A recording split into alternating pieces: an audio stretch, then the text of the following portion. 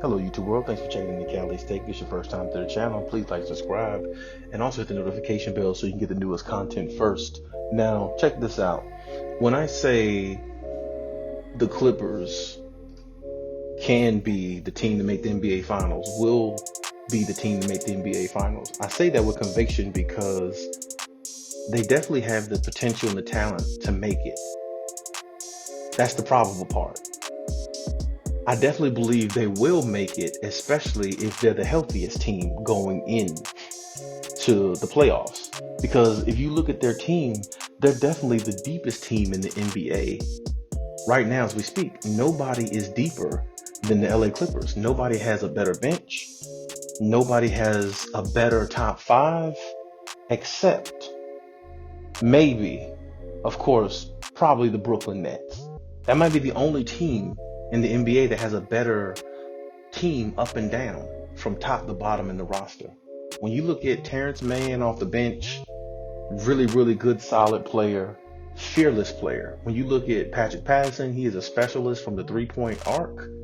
When you look at, I guess you would say, I'm not sure if Rondo will come off the bench when Patrick Beverley comes back, but either way, you still have a formidable point guard on the floor. Because if Patrick Beverley starts, you have a defensive prowess in him. And Patrick Beverley actually was shooting the three really good this year before he actually went down and got hurt. So, and if you put Rondo in starting lineup and Patrick Beverley comes off the bench, that's a really good secondary option as far as your point guard. Or if Rondo comes off the bench, well, we already know what Rondo can do. Playoff Rondo is real. Then you add Zubac coming off the bench when Serge Ibaka comes back. Serge Ibaka is going to come back and be in the starting lineup. Now you have Zubac as your backup, which Zubac is really good. Zubac is starting for a lot of teams in the NBA rather than actually coming off the bench. So you look at the team that they have and the players that they have a really good roster. And then also, we can't forget about Luke Kennard. Luke Kennard comes in, knocks down shots, plays hard on defense. He's definitely making it look like the $64 million they gave him was worth it, or at least potentially worth it. So then you add DeMarcus Cousins, another big body off the bench. DeMarcus Cousins is not what he used to be. Don't get me wrong. He's not the player he used to be. But at the same time, DeMarcus Cousins is a great player still. He's not a great player, I shouldn't say, but he is a great addition to their bench for what they need. Because he is a guy who can stretch the floor, he can knock down threes, and he can get you extra rebounds, extra possessions, and he's not a bad free throw shooter.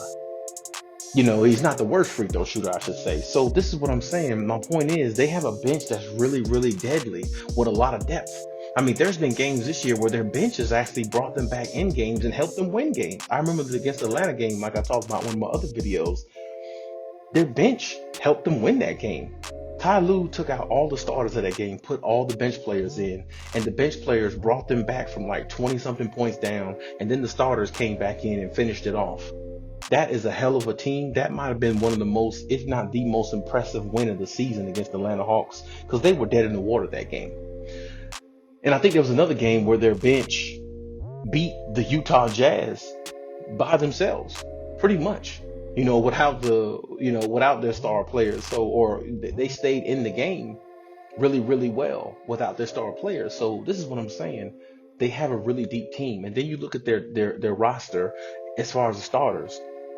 You got PG, who's a great wing player, playing phenomenal this year, playing with a redemption, type season, playing with more heart this year. You got Kawhi Leonard, enough said, a dominant force, a superstar, a great player in the playoffs. Usually he's always great in the playoffs. He's always shown that he can carry a team. He's always shown that he has been one of the best players in the NBA for years.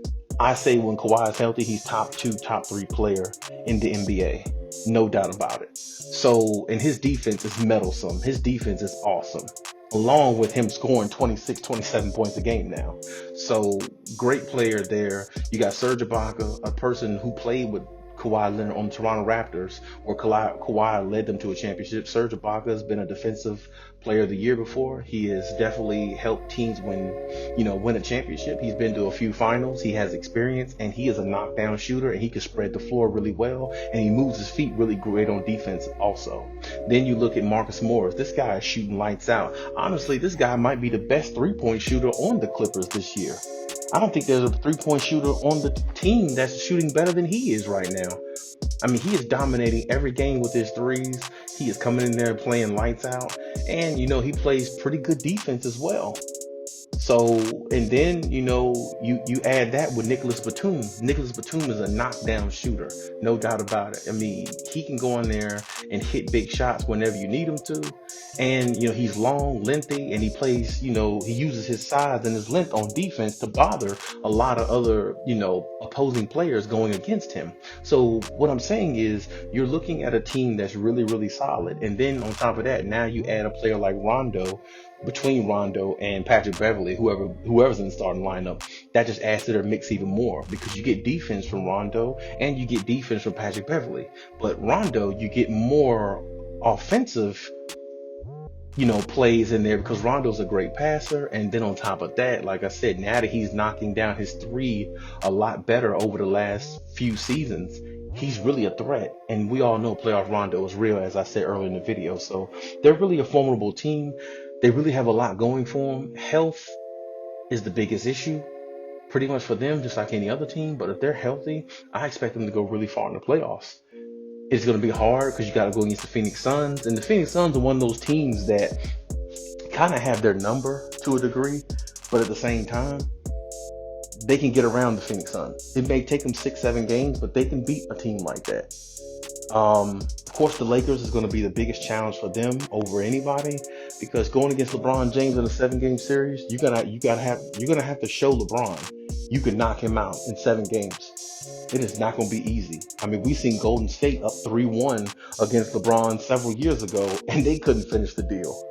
We've seen teams go against LeBron, and it's hard to finish the deal. You have to have like a big 3 or something like that to knock LeBron off. So, I mean, it's going to be tough. It's going to be really tough. So, and then we can't, I guess we can't forget about Utah, because Utah is, they were or currently tied for number 1 seed in the West, along with the Phoenix Suns. So you can't forget about them either. But at the same time, like I said, the Clippers definitely have a good enough team to win the championship. And they could win this championship really just based upon their health and playing the game the right way. I don't need PG going out there in the playoffs shooting too many jumpers. I need him going in the paint, scoring how he can, putting the defense on their heels, making the defense respect his drive to the basket, and then use his outside shot as leverage to make the defense weary and throw them off of what he's trying to do. And I need them to get the ball in Kawhi Leonard's hands and let your number 1 player take over games when he needs to and how he likes to. Because if they don't get the ball in Kawhi Leonard's hands where he likes it in certain spots, Kawhi is still going to be an effective player because of his defense and how he can just score on his own. But if you get the ball in Kawhi Leonard's spots where he like it, and he's touching the ball as much as he wants, or, especially in times where they need him to actually go out there and perform, Kawhi is going to deliver. So now, if they stick to the system that they have now, which Ty Lue implemented, if they stick with that system, go out there, play these games to the level that they can, and add in the players that they have on the bench to come in there, and if they play their role the way they've been playing all season, this team is going to be really tough to knock out. This team is going to be really tough out for anybody in the West, because now you're trying to guard all these players who can put up points, and it's just not going to be easy. And I actually forgot about Reggie Jackson. Reggie Jackson is another weapon that they have as well. I don't want to forget about Reggie Jackson. He's been playing really lights out too.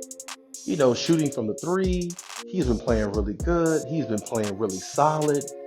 This is a really deep team. And I'll be surprised if they went out the first or second round. I know anything can happen, depending on who you play, depending on what your seeding is. I get all that, but this team is really deep, and they're really ready to make a push.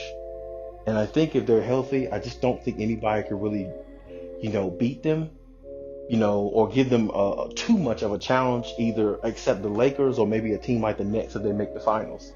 But I expect a lot from this team this year. And you, as a Clippers fan, you should expect even more from them this year in regards to what happened last year.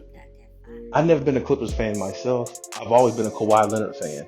So, Kawhi Leonard is with the Clippers, and I'm always going to pull for Kawhi Leonard wherever he goes. But to be honest with you, I've learned to like the Clippers a lot more than I ever have, because the players on there, what they have and what they're doing as a team and a cohesive unit is really impressive. And that really sparks my eye with this team. And I really hope they do find a way to win the championship. I really hope even some of the videos I've made about Paul George and him coming up not clutch and choking and things like that, I really hope Paul George proves me and the rest of the world wrong. Because as much as people criticize Paul George, a lot of those people are the same people that really want to see him succeed. But you got to criticize the man if he's not playing well. You can't give somebody credit for what they're not doing. It doesn't work that way in life, and it doesn't work that way in sports. And it never will work that way in sports. So there's no need to really give him credit just yet. I will say this. We give him credit on the season he's having. But Paul George had a lot of really good seasons. Paul George was in the MVP voting a few years back when he played on OKC with Russell Westbrook. He was third in the MVP voting. So Paul George has had really good seasons before. Then you take Indiana, he was the superstar on Indiana. So he's had really great seasons, but really great seasons and winning championships are two different things. And if Paul George wants to win a championship, playoff P needs to be real, like playoff Rondo. When we say playoff Rondo, we're not making a meme out of that. We mean that for real. Playoff Rondo is real. So playoff P need to be the same thing. He needs to be real when it comes to playoffs, and when you need him the most, he needs to step up.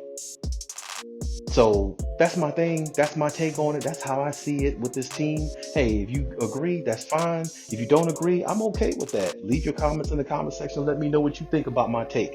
And, give me your opinion. Give me your take on it. Let me know what you think about the situation, because I think they're a really good team, and I think they're not a team that people should overlook just because of what happened last year. But at the same time, you got to prove it to us. You got to prove that last year is a fluke. And the only way for them to do that is to come out this year and put their foot on people's throat in every round in the playoffs. And that's just the way it's going to have to be. But, like I said, like, subscribe, leave any comments. Also, come back, check us out. Come back to see us Monday through Friday, 4 p.m. Bonus videos on the weekends. Hey, next time.